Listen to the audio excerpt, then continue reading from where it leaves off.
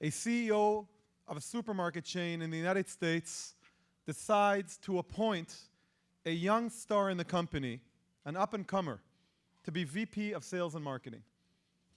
And he does this across organizational politics, across more seasoned candidates. But he believes in this man. He tells him, listen, in 30 days we're going to have an executive leadership meeting. I want you to be ready to come with a plan. A few days before the event, the assistant of the CEO writes the guy and says, or calls or whatever, and says, do you have any materials that you need to provide in advance? Says no. Then a few hours before the meeting, anything you want to show or share? No. He arrives to the meeting with one of the big tiles and one of the small tiles, and he says to the board, to the executive leadership team, I have a way of increasing sales, volume, but I also have a way of increasing profitability over this volume. And my way is that we are going to remove the large tiles in aisles number 2, 3, and 7 in our supermarkets, and I'm going to replace every large tile with 4 smaller tiles. The CEO is now checking to see if the windows are locked on the 35th floor. And the young VP says, I understand, trust me, give me 1 month with 1 branch, and I will prove to you that we will sell more products in the aisles with the smaller tiles. And I'm going to use that information to negotiate with our suppliers that if they want to be in the hot aisles, they have to give us better terms of procurement. And that's what they did, and it worked.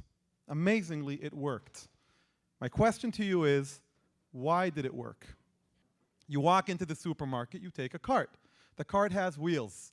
Every time the wheels hit the cracks, you hear a, right? I'm walking. And then I walk into aisles number 2. Now the cracks are closer together. So while I'm walking at the same pace, my ears, my brain is registering. So people inadvertently slowed down. And when they were observed, within about 10 paces, they slowed down exactly back to and then they walked out of aisle number 3 into 4, and then they started walking faster again. When they were asked, did you notice anything different in the super? Nope. Did you get everything you planned to get? Yeah, I got exactly what I wanted. Except we know that's not true exactly because what the gentleman there said.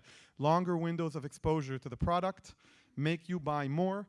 And in fact, supermarkets in general, if you want to learn about persuasion and influence without authority, supermarkets are a wonderful case. It's one big manipulative lab, okay? What's one of the terrible things supermarkets do to us?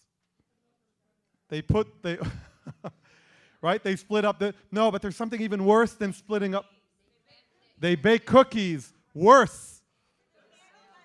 Thank you. You're a parent, right? They put the candy by the checkout exactly at the eye level of an 8-year-old, and the kid's like, I want the candy. And the people in line are, are you going to buy your kid that bar? Because I'm going to buy your kid that bar, okay? And then they came out with, parent-friendly cashiers. Now they remove, okay.